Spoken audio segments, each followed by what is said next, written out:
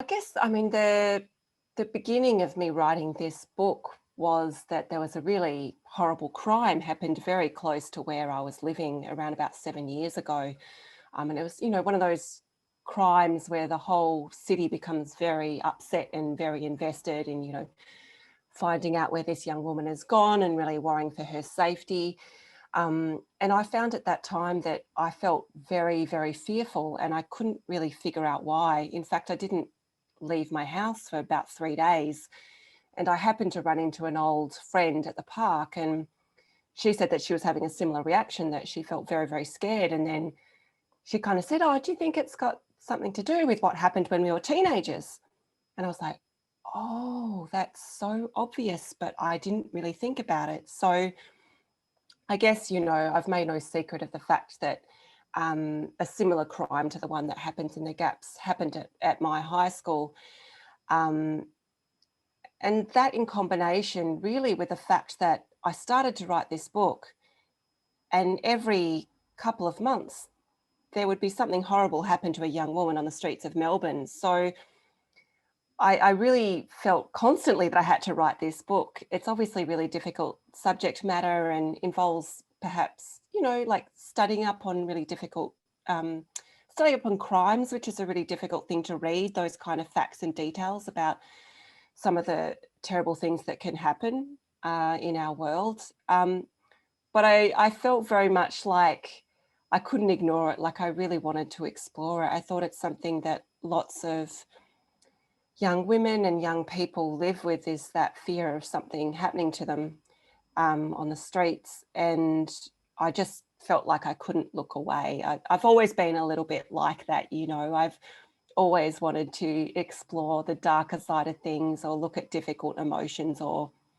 at least, process things through looking at them for a piece of writing. So I think that's why I just felt very compelled. I think actually I did and still do feel a lot of anger about the fact that violence against women is a fact of life, and it seems to be something we accept as kind of collateral damage from living in society. And I just think, how horrible is that we accept that it's something that's inevitable or is always going to happen. Yeah. And I mean, there's so much in that I want to ask you about, because it's such, it's a massive issue with about 17 issues, going off it. And I suppose just one of the first things I want to follow up on is, I think you really captured, I'm probably going to butcher trying to describe it, but like a kind of a detached kind of hypervigilance that young women have about their own safety in public spaces. I'm thinking of the part in the book where the main character is running through a park and kind of noticing a guy, kind of noticing him as a bit all right, and then also immediately afterwards kind of sussing out, hang on, has anyone been attacked in this park?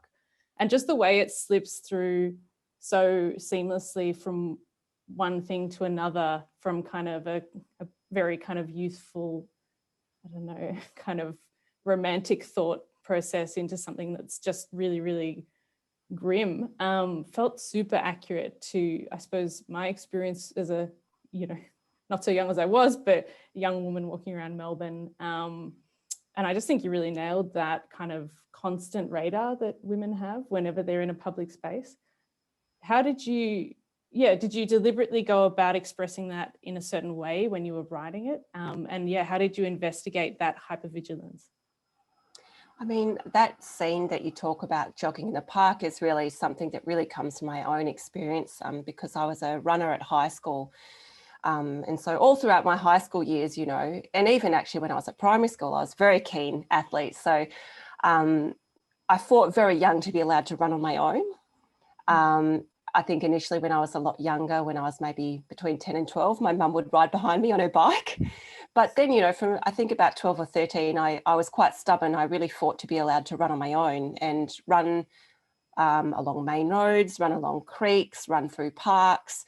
And they were places that I had heard of that attacks had happened. But I just felt so that I should be allowed to do that, that I should be able to do that and not feel scared. But of course I did feel scared, and I was hypervigilant.